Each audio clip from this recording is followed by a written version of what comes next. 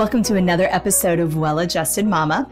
This is a podcast dedicated to educating and empowering women from preconception, pregnancy, birth, and through early motherhood on wellness lifestyle.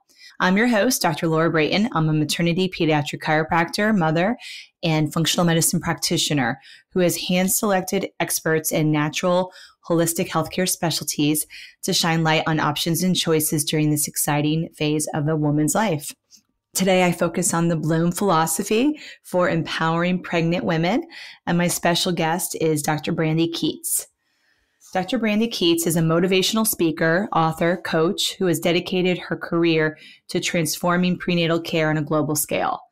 With extensive experience as a paramedic, sports chiropractor, and founder of Experience Chiropractic, she identified a significant gap in the care provided to expectant mothers. Her own challenging pregnancies further ignited her passion, leading her to the creation of Bloom at Experience Chiropractic, where she integrates sports medicine with specialized prenatal care. Certified by the International Chiropractic Pediatric Association since 2002, Dr. Keates developed the Bloom philosophy, now recognized as a global standard in prenatal care. This philosophy serves as the foundation of her book, What You Don't Expect When You're Expecting, and her online courses, which empower women to experience pain-free pregnancies. Throughout her career, she's received prestigious honors, including the U.S. SBA 2023 Woman-Owned Small Business of the Year and MLP's 2023 Women of Influence Award. Her two children, who have been the inspiration behind her journey, continue to drive her mission to ensure women no longer accept pain as a norm during pregnancy. For more information, you can find her at thebloomphilosophy.co. Hi, Dr. Keates. Welcome to the show. I'm very excited to have you on today. Thank you. So let's talk about your story as a fellow perinatal chiropractor, passionate about empowering women during pregnancy and birth and postpartum, and how you got into this as a passion of yours to do this type of care. Yeah, so it was very reluctantly. I never, ever thought I'd be a chiropractor. I have severe misophonia, which is sounds bother me. So for me to be... That's fascinating. I'll tell patients that really just made me sick. Well, especially an ankle or something like that. It's funny. And I'm the least crunchy granola person you'll ever meet. So it's ironic that, because it's funny. I went back to my high school reunion and the one girl's there's a guy in front of me who used to crack his back in front of me. And I would literally almost throw up because sounds really horrify me, especially cracking or teeth. Those things, I could never be a dentist. So I came to being a chiropractor, as I said, reluctantly. I was a paramedic for many years. I wanted to go to medical school, always wanted to be a pediatrician. That was my goal. And when my daughter was 1, she was dancing on a hardwood floor and slipped and twisted her lower leg and ended up in a hip cast. Kids are so freaking resilient that she just walked around on this huge cast that was up to her hip. And when she got it off, she continued to walk like a duck. She would just toddle back and forth. And it was very upsetting to have people stop us who were curious about what's wrong with your kid. So we took her to 5 different doctors, medical doctors, where they said, let's put her in a brace. We'll do some Botox on her Achilles to get her foot to approximate back, or we'll re-break her leg when she was 4. After that appointment, I was oh my God, that's horrific on a 1-year-old. Yeah. Somebody actually said, have you ever thought about a chiropractor? And I said, are you effing nuts? I was are you serious? Because only vantage point I had, I didn't grow up with a chiropractor, never got adjusted, fully vaccinated. Didn't even hear the word chiropractic or chiropractor. I thought they were a podiatrist of the spine. They were some branch of medicine, like a podiatrist, but they just adjusted people's backs. And I worked for one for a summer when I was 19, 20 years old. And it was such a different experience because the guy that I worked for relished natural body processes throwing up. I'll never forget, he said oh, I love throwing up, but I hate throwing up. It scares me. And he's that just means my body's working right. I was sort of it was such a different vantage point. We didn't take care of any kids. It's a 1-year-old, this tiny little baby that was the most precious thing to me, to a chiropractor was terrifying. So before the appointment, I literally was in tears, crying. Wow. And I told my ex-husband, like, he's not going to touch her. We're just going to go in and listen. You know, I didn't want him to touch her because she was so precious to me. And I just envisioned an adult getting adjusted. Not that that's a horrific thing, but I just couldn't envision it on a 1-year-old. So we went in, the chiropractor looked like this big teddy bear. And he explained that with her toddling around and having basically this huge heel lift for 6 to 8 weeks, it stretched the ligaments in her pelvis, and that caused a pelvic misalignment. And she was like all about him. He was like, he had such a great energy. And he said, do you mind if I adjust her? And I looked like, sure. You know, like it just seemed like a good fit. And I trusted him. And he explained. And you were desperate too. I was desperate, but like it made common sense. It wasn't like energy or like, it was like mechanically something happened that got stretched out. We just needed to realign her. So he adjusted her and she walked out like nothing happened. Wow. And I was like, I'm still getting chills. Like it just was such a profound moment to restore my Nothing happened to me. Like she didn't have that duck walking. It was like she was right back to pre-injury. Yeah, because her leg was like out like this, just because of the pelvis misalignment. When it reapproximated, it was able to, it wasn't so much of a, we know what that is, like in terms of the ilium, what the ilium did or the SI joint did, but it just there was no pop. She didn't make a sound. Like she enjoyed it, but she like got up like nothing happened. And I was like, holy, whatever, I'm going to do this the rest of my life. I'm going to save kids from limps. That was going to be my thing. I was going to go to chiropractic school and I'm going to save kids from limps. Because I could marry my love of kids and being a pediatrician, which is what I wanted to do my whole life. And I can orthopedically help them. And there wasn't a pop. So I was like, cool, I can do this. So went to chiropractic school, got out, and the only job I could get was with an organization that had 35 offices, and they put chiropractors in gyms. So I love sports. I'm an athlete. So I was like, this is cool. I'll do this. You know, this is the job that I have. I'll do pediatrics on the side. I'll do some pregnancy because I did do the ICPA certification to help my kid because that's the direction I thought I was going to go with kids with limps. But I ended up working with professional athletes. So the Eagles cheerleaders, I worked for Bally's, and that was like their site where they were allowed to work out because everything is like monitored.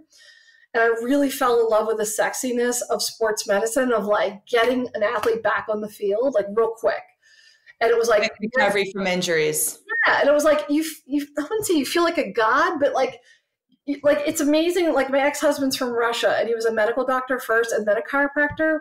And it was like, you didn't need electricity. Like you didn't need drugs. You could just fix stuff with your own hands. Like it was such a miracle to me. And as I said, I didn't get off on that, but like as a paramedic, like you need drugs, you need like paddles or whatever. Like here I could actually like help people restore their health into what they love to do, including the Eagles and Eagles cheerleaders. I could get them to be able to perform.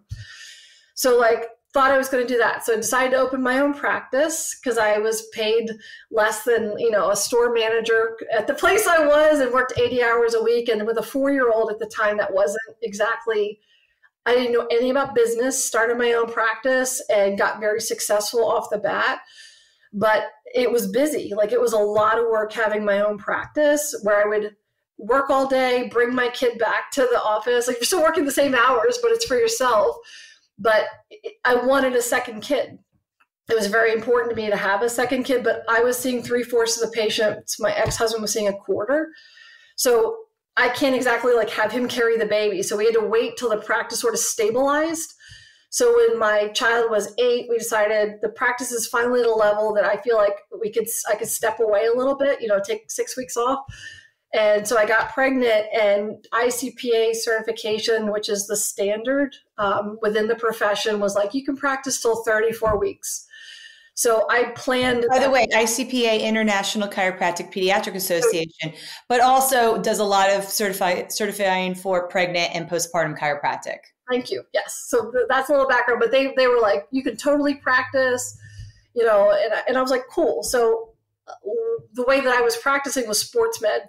So it was a lot of extremities, like shoulders, like wrestling people. Like basically it was very physical, maybe more than a normal practice. So I was adjusting somebody's foot at 17 weeks of my pregnancy.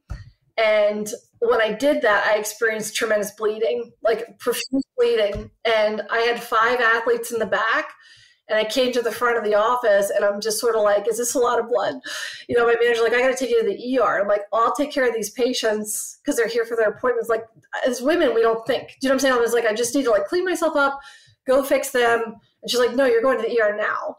So she had to call my ex-husband in, and I will never forget that because he had to bring my daughter in, my 8-year-old daughter, and I had to go to the ER by myself. And at the ER, they basically said chiropractic was too much of a rigorous job on my body. I was 9 years older, I was 34 at the time, had high blood pressure because I was so stressed of running a practice. They're like, you can't practice. My ex-husband is from Russia and is 6'5". And I'm like, can I just see my pregnancy patients? But for me, that situation, and I've talked about on my podcast, is sort of like a Sophie's choice where I realized like, holy whatever, like if I am told I can't practice and can't support myself and pay my mortgage and feed my other kid, what are other pregnant women doing? And I saw all these women that were coming into the practice, like couldn't sit at their desk or couldn't stand at their job. And I'd have to take them out of work. And it was always a conversation of like that delicate line of negotiating them being able to support their other kids. And it was such a profound experience for me that I switched exclusively to pregnancy. And that was a little bit. Not pediatrics. No pediatrics in your practice? I do babies. So like over the years that I would do probably, I would say 5 to 10% of the practice was peds, like after they had the baby, but it was mostly pregnant. Like pregnancy was my jam because. And postpartum? Not so much at first. It was, I like to fix, I think as a paramedic, I like to fix things. I wasn't really into wellness. I didn't partake in wellness myself. So it was sort of like I was a good fixer. If somebody, like if you're pregnant and you have back pain. Yeah, I take you to the finish line. I get you ready for the event of your life, which is your birth. And then like I adopt a lot of people where they would go back to their wellness chiropractor. Like that just wasn't what I did. It was like I would adopt them, stabilize them like a paramedic, and then turn them back over to somebody that specialized and believed wholeheartedly in wellness. Right. I believed in it for them if they wanted it, if that makes any sense. It wasn't my jam. I was very niche-y. And then, so basically it switched over where I just did pregnancy. And I did that for many years. And then I love to teach. I've been a teacher like my entire life. So I started to teach. And then I had this very burning desire to write down, because the way that I'm niched out of sports medicine applied to pregnancy, it's not just for athletes, but it's like how to get you out of pain really quick and get your pregnancy stabilized so that you can function with grace. It wasn't like yours. Like it wasn't like sort of, it was very niche focused. I wanted to capture that because I didn't see that anywhere in the profession. I'm maybe 20 minutes from Jeannie Ohm's office. Oh, yes. And Jeannie is like, I never was taught by her because she was out. I got taught by Claudia Onrig, but like, that's all that existed that I saw. So I was like, if somebody's different and wants a different approach, not that either is different, is better. If somebody has my mentality where they are that type of chiropractor, I wanted to put my protocols out and sort of start moving that way of writing a book. So I wrote a book. I worked with a lot of the OBs. Almost all my referrals are from OBs and midwives. So I had them vet the book to make sure I was giving sound advice. So I wasn't going against, their wishes of something, because they have one of the highest malpractices. So I didn't want to do anything that jeopardized them, and I wanted them to fully support what I was doing of helping women who didn't have a pregnancy chiropractor near them so they could really have trusted advice. So I wrote a book in 2018 called What You Don't Expect When You're Expecting, where I literally give them every tip and trick. I have a very big sister vibe. So it's like, girl, I'm going to get you through this. So it's like, this is what you can do. These are things that you're making yourself worse that you don't even realize. These are massage techniques. These are stretches. These are exercises to help you have the best pregnancy ever. So it was sort of still small at that time. And then during COVID, I had, I would say like an identity crisis where I was really disappointed in myself because so many women were struggling. I don't know if you saw this with your practice. We saw people in intense pain. And it's like all their provider was telling them is like, what do you expect? You're pregnant. Or like, they were dismissing them. And I'm like, I need to hit them. I can't be mad at their providers for telling them that. I need to show them that through chiropractic, that there are ways that women can turn a pregnancy around that was very painful, which especially a second pregnancy, and really go in strong into their final. So they're coming from an empowered place instead of a weak, like a hurt place where they're scared because the pain is so bad, during their pregnancy, how are they going to do a delivery? So that's where I turn my sights on teaching providers. So I currently teach medical doctors, physical therapists, state associations, chiropractic colleges. I'm out to change and disrupt the industry that pregnancy pain is not normal. It's common.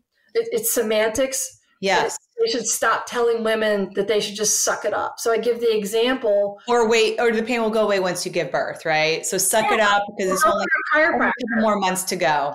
Yeah, I just think that's misogynistic. And I am a huge feminist because the one podcast I did was during the Super Bowl. I said, can you imagine if one of the Eagles got hurt and they go back to the team doctor, expecting to go back into the game, and they're like, just wait till your season's over. You're cute. What do you expect? You're a professional athlete, but yet we do this to women at their most vulnerable state. Like, why are we doing that? It is misogynistic, and it's definitely unconscious, I think, culturally.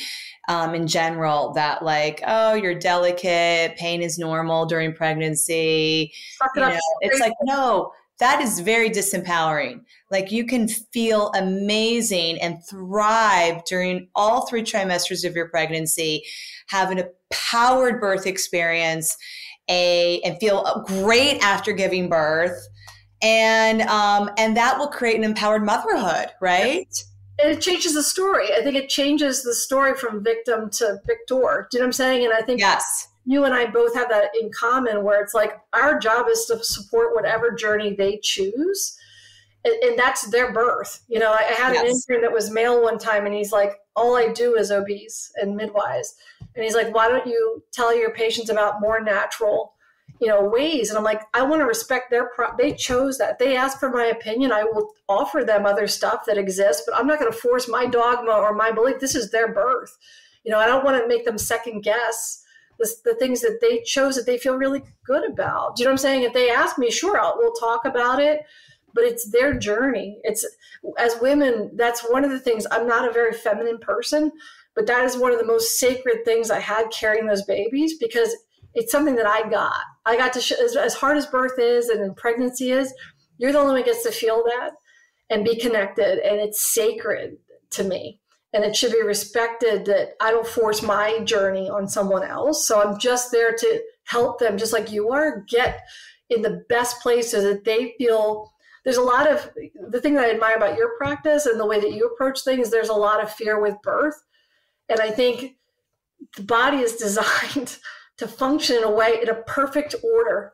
Like even just getting up to pee every night at the end, there's a reason physiologically for that it starts training your body to get up, you know what I'm saying? And to be able to do that, it's beautiful, to embrace that and to understand that that's normal, and that's something that there's a reason for it, and not to be scared about it. And I think if we can take the stigma out of it and return the power back to women that has been taken, that you need somebody to deliver your baby. That's some of the semantics I learned from a midwife, is like, I ask patients, who caught your baby? I don't ask you who delivered your baby, because you delivered your baby. Yes. You did all the work. And I want to put the power back with women where it belongs. That's right.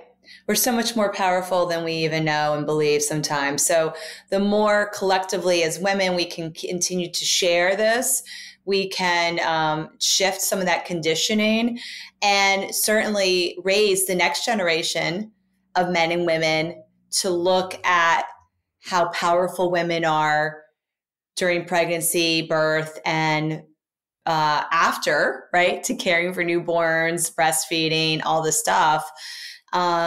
It's something that I think, it's just been forgotten, right? Like so many other things. Like, this is not a new concept, what we're speaking about, but in a lot of ways it has been forgotten. It's been kind of disregarded. It's been, has its different slant on how we view the whole process. And so I think that's what's great, when we can come together as women and also as practitioners caring for pregnant women and new moms and create a different story.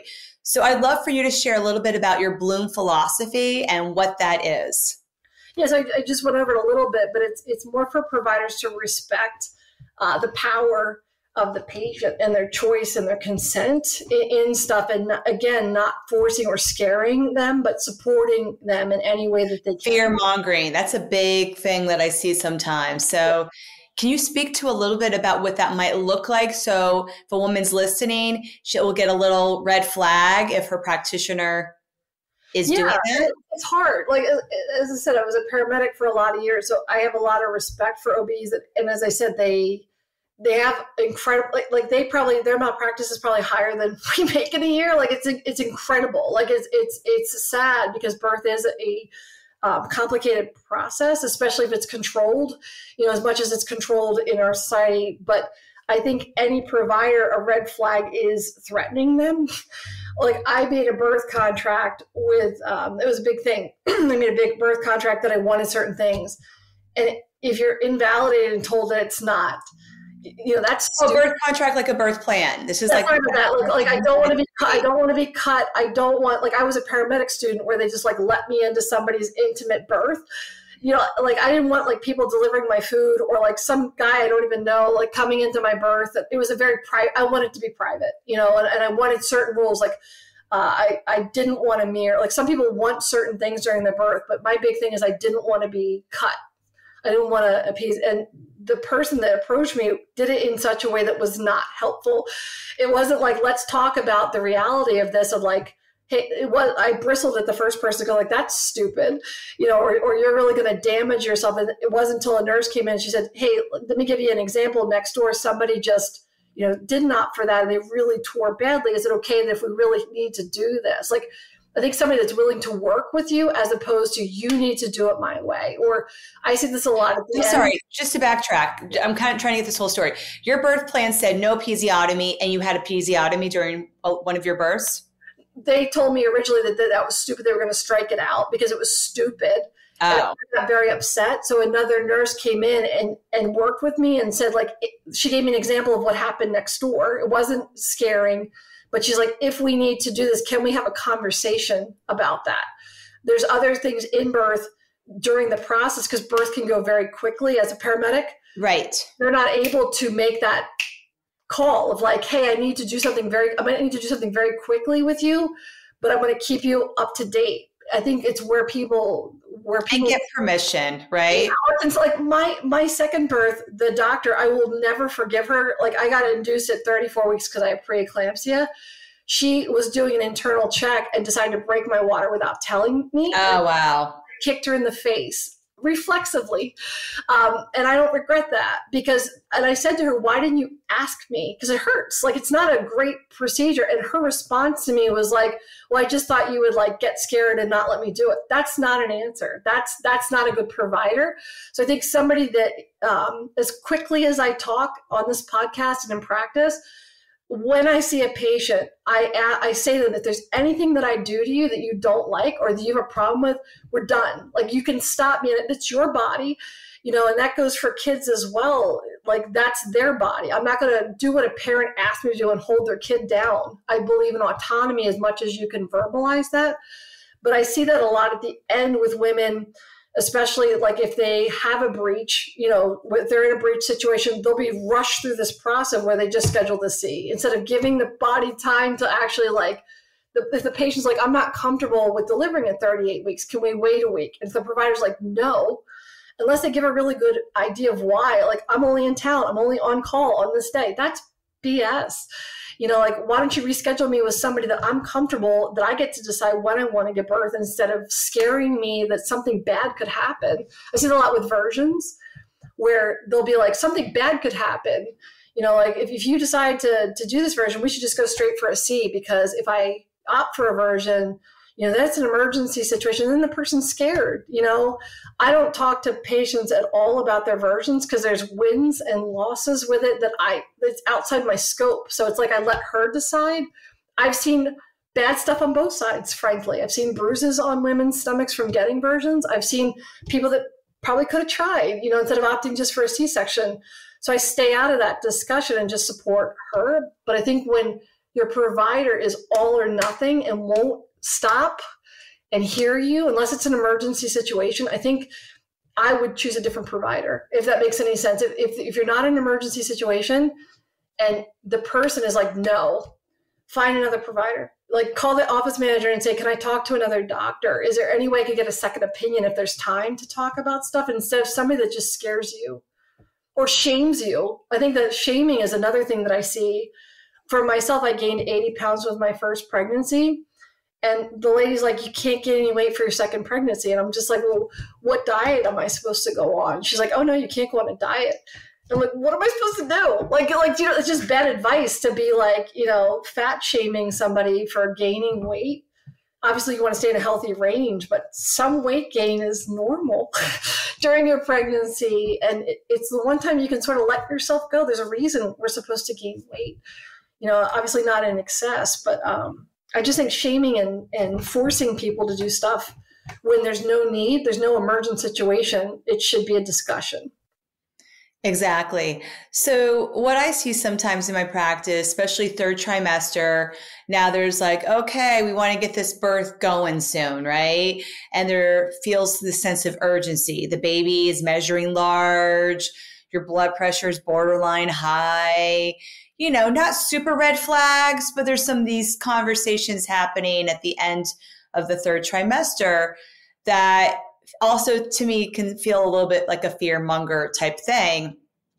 How can a woman who's a layperson really tell if her doctor is having true medical concerns where intervention is helpful and necessary versus I want to do these things to get the birth going because of some of the reasons you just gave. Like, I'm, going to be going on vacation next week or, X, Y, and Z, where it's not a true medical reason, right? So how can a woman know? And also at that point, she's probably not necessarily changing providers. Yeah, that's a difficult decision. And I think it's just, as I said, it's so important who you choose. Like, before you go into that room, it's sort of like even, vetting that before, like, to interview them. I've done podcasts where it's like, if they won't interview or answer those questions in advance of when will I know, if this is a problem, if you're actually in that situation and you have somebody maybe that was on call and you haven't had that person, you're just meeting this person because they're covering the practice. It's important to have advocates in the room with you. Do you know what I'm saying? To really, because if you're just focusing on giving birth, that's all you should be focused on. Like, you shouldn't have to make complicated decisions at the moment. So have a trusted person like your mom or a friend or a doula. And I know a lot of doulas get in trouble because some OBs are threatened by that because they're like, I'm the doctor and I know better.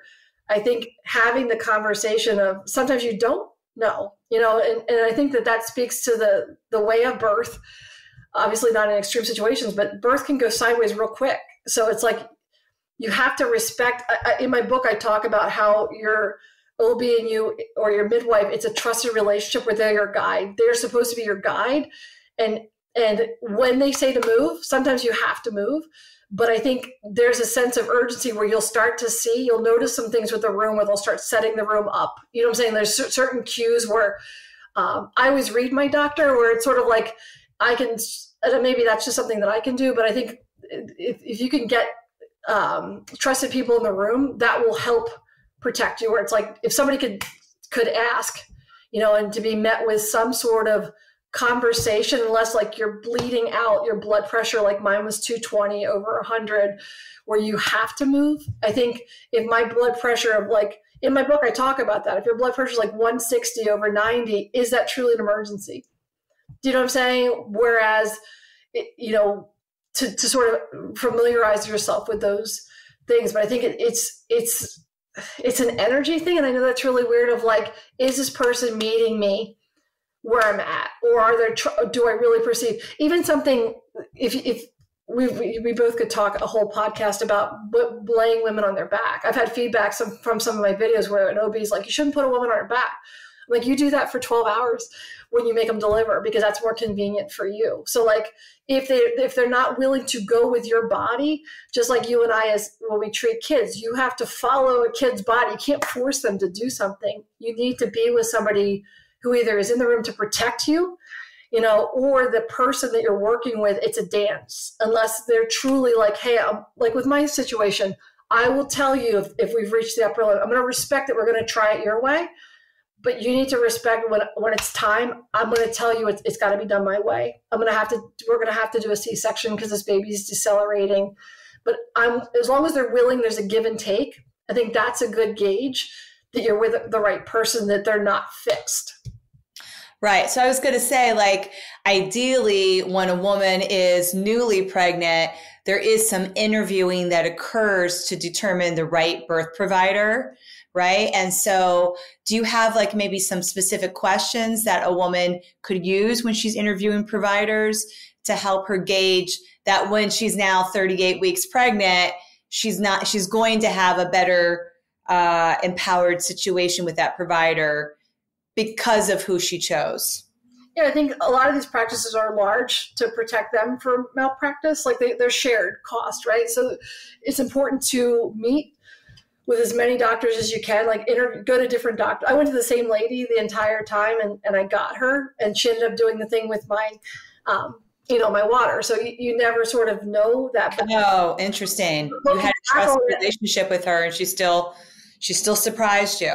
Yeah, but looking back on it, I think I'm the type of person, because I come from a medical background, of being like, I'll just do whatever they say. If that makes any sense. There's an element of going to chiropractic school and sort of doubting that, but like about the weight loss, the weight conversation, she didn't meet me with empathy or working with me. She's like, oh no, you're stupid.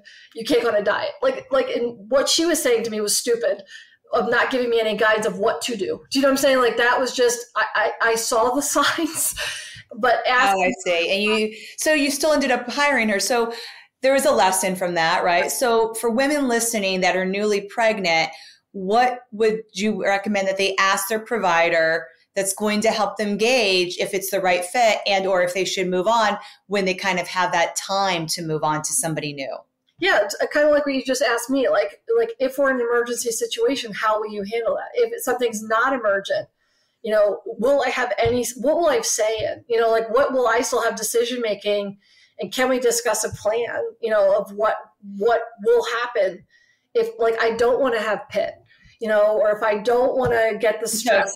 If I don't want my baby to have, stuff put in their eyes because I'm not sexually active with multiple partners, or like just seeing those conversations, or if I don't want to vaccinate my kid, in the thing, or if I don't want to circumcise them, just seeing sort of where they meet you and seeing if it's a dance, instead of midwives historically tend to be more in that dance where it's like they are not restricted to the same level, and they tend to be more open-minded about that it's your birth. Whereas I feel like OBs, there's protocols, there's all these, like, it's not even them. It's like there's a standard of care within their group.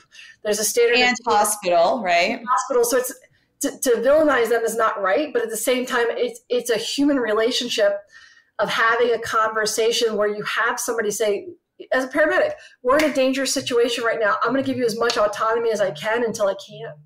And to trust that. I think that's where, like, how much autonomy can you give me where you respect, this is my pregnancy, and these are things that are really important. I need you to respect them as much as possible. So it's up to a woman to understand the things and the options they're going to be faced with before they go in, so that they know sort of what's coming. Right. And I really like what you just mentioned about generally, midwives, if you are a low risk pregnancy and you're looking to have a more holistic, natural type of birth and really feel seen and heard and respected by your birth provider, midwives tend to be the better fit, whether it's birthing in a hospital, birthing center, or at home.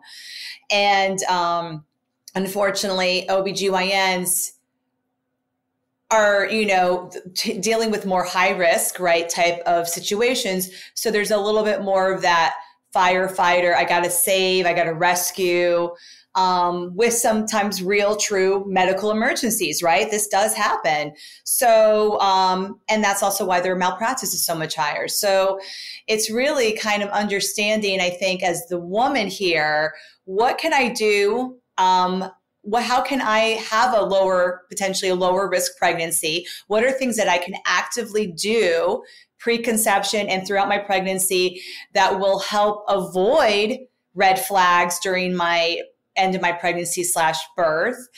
And then even if I am working with an OB and I am healthy and I am having this lifestyle, if my doctor's still kind of saying, I want to induce, blah, blah, blah, how can I, be empowered to also speak up for myself, speak up for my baby, and listen to my gut intuition as a pregnant woman who really ideally knows what's best for me, even if you don't know all the medical jargon, right? You can really just, how do you really tap into that power of intuition to make the right decision for yourself and your baby? Yeah, and even like hiring a doula, like if they'll let a doula in with you who has been there, done that. Like I think it's important to have people like you and me that have been through this for years. We sort of know that this is our arena. Like, do you know what I'm saying? To have somebody in there that this is not their first rodeo, so you can relax and focus on your experience. I think if your doctor won't let a doula in there or makes a face, when you want to bring that's a red flag. Is a red flag, because I took it down, but for me, my situation, my ex was from Russia and basically told me that if I cussed during birth or screamed, he would leave. And I was so worried at 24 years old that he would leave you in the relationship and your family leave the birthing room. It was like, I'm 51, and it wasn't until a lot of therapy later of like, I can't tell you that how much I did wrong that has driven me to do this, so that other women understand your worth and the power. I think that those experiences of what set me on fire, of giving women a situation that they are fully within their body and fully understand the tremendous power they have as a woman for their body. I was on a panel in Niagara Falls and we were talking about infant and fetal maternal rates in the United States are not proportionate to the rest of the world. We have some of the highest things go wrong, not to scare anybody. But one of the premises I've worked with public health, master's level public health people before. I'd love for people to do a study. If doctors are telling women that there's nothing that can be done, and we live in a sedentary society, how much of that, I would say it's like telling an Olympian, go home and rest. Like there's nothing you can do. So they don't do anything. And then they're expected to go participate in the Olympics. Their body's not able to, we know through chiropractic, we keep the body moving. We keep it limber, flexible. So, how much damage are we doing by this message that there's nothing that can be done? Like your body. That's disempowering in itself, right? That's why we do. There is no other profession, and I'm. You can tell that I'm probably the most medical chiropractor you'll ever talk to, other than wanting to get paid medicine. I don't want that risk or that responsibility. I don't believe it in medicine, that's used extraneously unless it's emergency situations. But I am the biggest proponent. There is no other profession that is more suited to take care of pregnant women if they were educated on emergencies and how special pregnancies, the nuances, musculoskeletal of pregnancy than a chiropractor. Fight me on that. There is no profession that is better suited to take care of women during that time. Afterwards, like pelvic floor PTs can do internal stuff, but during a pregnancy, we are the best in terms of structural care that gets a woman ready for birth. And we're not the only ones that can do that, but we're the only ones that can adjust specifically to have them the most mobile, the most ready, so their body can accommodate for birth. So that's the thing that you and I share, even though we're totally different philosophies, both are right for whatever the patient wants. We both get patients ready for the best experience of their life that they're going to change in ways that they never expect. That's why I call my practice. It helps that woman create a spiritual experience, right? Yeah. It's I think we've taken the spiritualness out of birth. It's such a sacred, and I'm not like that, but I can't even tell you how I transformed the first time I felt my kid kick, or I held her. Sorry. It's just like, that is, for women, is magic. And I think anything we can do to protect that and to make them feel better, and that's what they're made for. Like that's something that women can do. And it's, as I said, I'm a tomboy, but like that was a spiritual experience to be able to create. Oh, there's no doubt. And that comes from an empowered birth experience. When we see women have disempowered birth experiences, they have PTSD, right? And unfortunately, I'm sure you and I both have seen too much of that in our practice with new moms. And, that's really where you have that that self-worth that you were speaking to, and that self-love and that self-care. Right now, this is a new mom. It's over. I mean, motherhood is hard, right? Especially that fourth trimester. And if you're entering that fourth trimester with PTSD and disempowerment, it's going to be even harder, right? To care for this newborn and to make milk and to breastfeed and to make yourself a priority, to get your chiropractic, massage, acupuncture to help your body heal after giving birth, to schedule those appointments at pelvic floor physical therapy, all of that, right? That only happens if you feel like you're worth it and you feel like you deserve to be cared for. If not, you're just like, I have to take care of this baby and I will do it until there's nothing left to give, right? Instead of filling up our cup so we have an abundance to give to our family as moms and women. Yeah, I talk a lot about that. I think a lot of the experiences I had was traumatizing. And I'm doing a series with some of my older moms of that experience has driven me to do. I thanked my ex. I just wrote a partner book on how partners can support their partners better, because I think all the attention is on the woman. And I think there's a lot of fear because they're like, they don't know how to help. She's changing, that partner's changing, and I want to assume the best. But some partners, I've had partners in my office screaming at me and their partner to fix her because she's kept him up like for 6 days and she's crazy and she's sitting there in her pajamas and she can't even walk. So it's like, I think that things need to change for women. Like it sounds pie in the sky, but like it's unfair that there's so much priority on influencers and looking beautiful and like springing back to your old body. And there's such a high bar that you need to be exactly like you were before you got pregnant, and exactly like your employer expects you to act and be the same person. Your priorities change, you change. So I think supporting that is a beautiful unfolding instead of just this mechanistic, like put a baby in you're a container and you don't really matter and everybody just cares about the baby. And I don't really care about how you feel or that you can't function or put your pants on, that you feel like your back is breaking. We don't care. You're supposed to take that. You're just a vessel this baby's supposed to, show up in. There's so much focus on everybody else instead of supporting that journey that is different. I'm bringing awareness to, as an employer, how do you do it better? As a partner, how do you do it better? Because in every way, I wasn't supported. And I don't want to make this about me, but it makes you have that contrast. I know how it feels, and I don't want another woman to feel like that. It's hard to ask for help. It's hard to admit that you're struggling. And especially if you're going to the doctor and you're like, I can't take care of my kids. And they're like, oh, it's normal. It's not normal. And it's BS that we can get athletes back on a field and not do that for women. And then we'll also see postpartum depression and anxiety that will also stem from all of that. So as we're speaking right now, like I'm even thinking deeper, like I always like root cause, right? Like that's such a passion of mine. A woman going into choosing a partner, right? A life partner and a birth provider that are disempowering, right? That's coming from early childhood experiences, adverse childhood events, right? In my opinion, right? That's what's setting that stage to now who is a woman who's like, I would not marry somebody like that, that's treating me that way. I would not hire this birth provider who's treating me this way and speaking me to this way, because I have self-worth and value, right? So can you speak a little bit to that?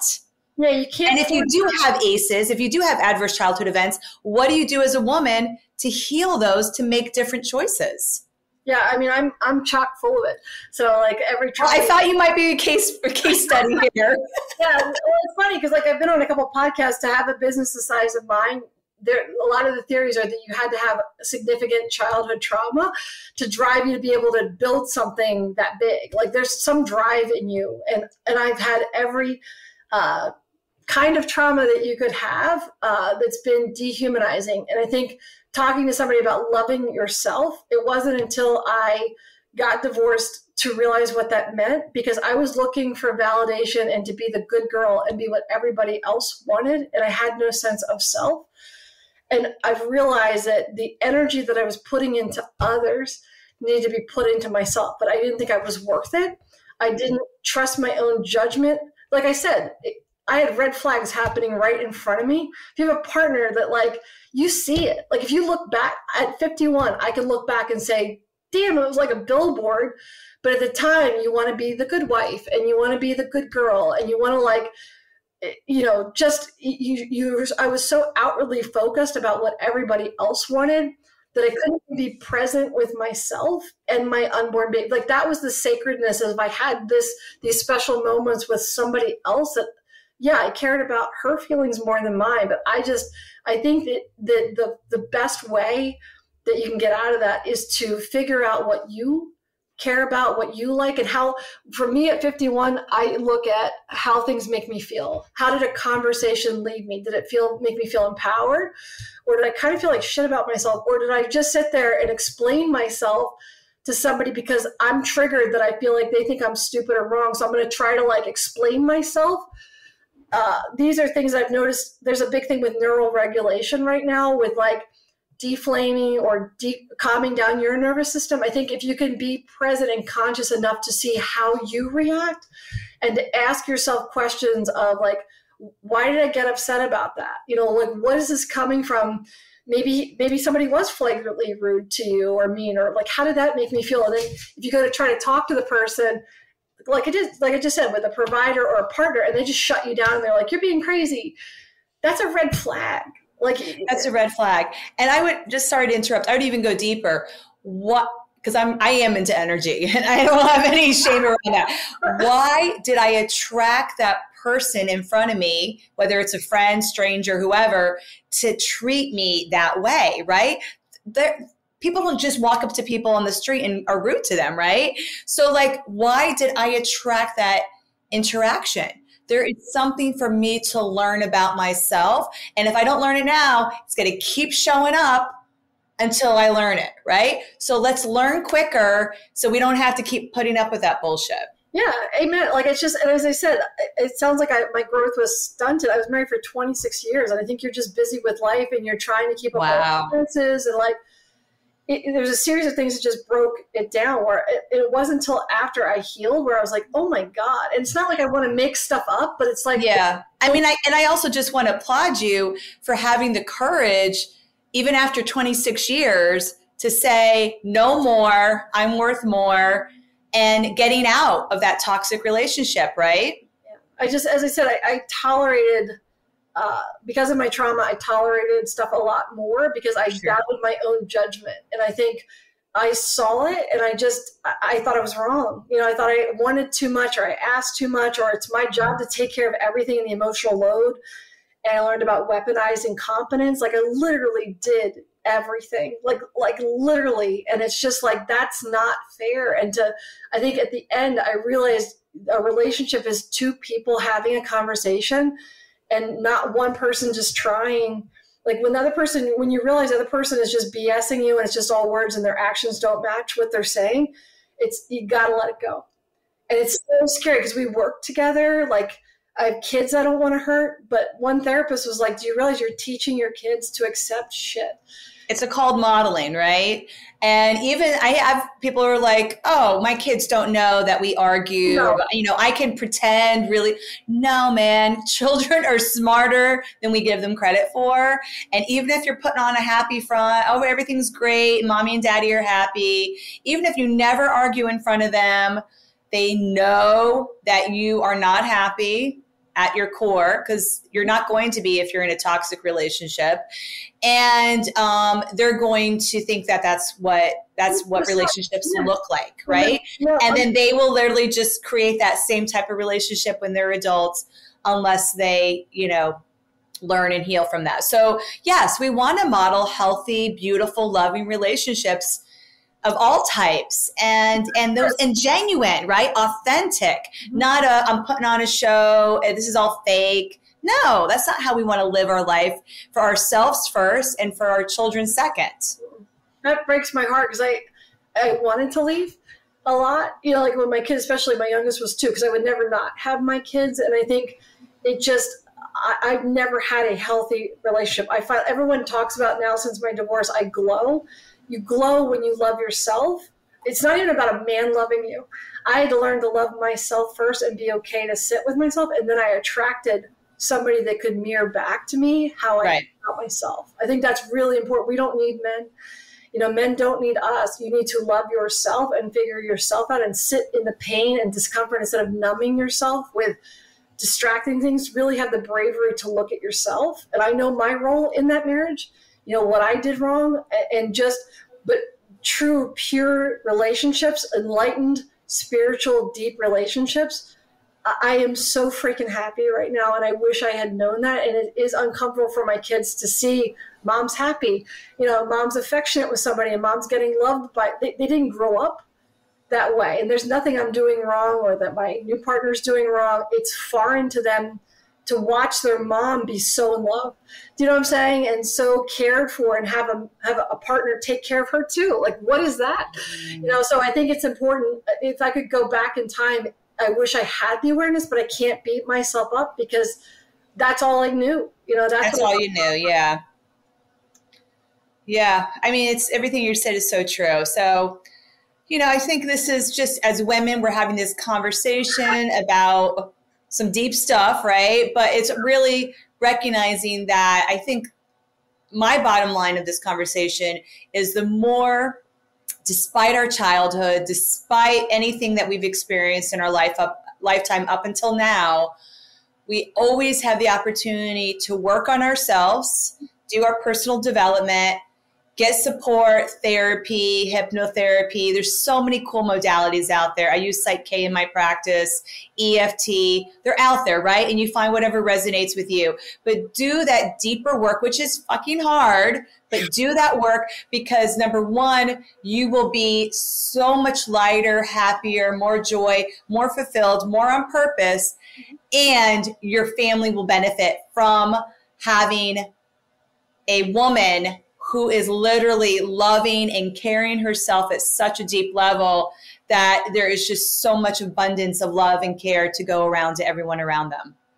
Yeah, I think it's important to know what's a hell yes in your life, and what's a hell, like for me, it has to be a hell yes to be in my life. And I need to know what I'm responsible for. I was responsible for. I felt like I was responsible for everyone, my business, my ex, my kids. I am responsible to them. I'm responsible to love myself. I can only control myself. I can only work on myself. I can't work on my partner to make them a better person. I'm not looking for a DIY project for a man anymore. I have a man who is whole in himself. I am whole in myself. We share an experience instead of me trying to pour myself into someone else. You know, I joke I lost 220 pounds.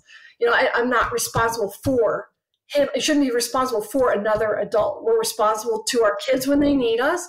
And when they're autonomous, we're responsible to them. We're responsible for ourselves, because when we take care of ourselves and rechannel that energy back into ourselves, then we're able to give. You know, we're not selfish by doing that. And that may come in different forms for you of how you get that energy back, but it goes back to checking in with yourself. I talk to women about trying clothes on. You put a jacket on, you're like, oh, I like this. After a while, the jacket may be uncomfortable, take it off. You try something else. Like you don't have to be stuck with a marriage or stuck with a job. It's life school. You go through life school, you try it. If it doesn't work for you anymore, take it off. And if you really miss it, you can put it back on again. If it's still itchy and you don't like it, take it off. It's not meant for you. Go find something else that's meant for you. I think just understanding energetically that if you work on yourself, you can raise your vibrational frequency so that as I said, I don't mean to be all about my partner. I had to work on myself because I was attracting, like you said, you're responsible for the energy that you bring to something. When you work on yourself, even with your birth, you can have it be a safe, trusting experience if you gather people around you who are on that level and that vibe. And I think somebody who is committed to your success and giving you the experience, like both of us are, we want to give the experience to our patients. Instead of forcing ourselves, we want to support them in any way we can, that they have the best birth. That's a altruistic, experience. And to the extent that you can surround yourself with people of that in your life and your care team, that's when you'll feel empowered to be yourself and be safe, to explore what birth is and to really feel what your body can do, because your body is freaking amazing. Amazing. I was going to ask if you have any last thoughts. I kind of feel like you did, but do you have anything else you want to share before we wrap up this podcast? Just love yourself. Just figure out if it's hard. It took me 20 something years, but I could save you 20 years to find it yourself. There is nothing selfish about loving yourself. I had no idea how. It took almost breaking a couple times, and it's okay to break. It's okay to break, because that leads to a breakthrough, to be able to go through the pain, to finally be present, to look at yourself and sit in it instead of running from it. I think that's the advice I'd give you, is to really spend 5 minutes a day just checking in with yourself. Check in with yourself as much as you can, because you're all you have. That's right. Well said, Dr. Keates. Thank you so much for coming on the show today. Thank you. Well, I hope you enjoyed today's episode with Dr. Brandie. We're both very passionate about empowering pregnant women with holistic healthcare, specializing in chiropractic care for women throughout pregnancy to have pain-free pregnancy, and also more of an empowered birth experience that comes from that. So if you want to find out more about Dr. Brandie, you can check out her website at drbrandie.com. That's DRBRANDIE.com.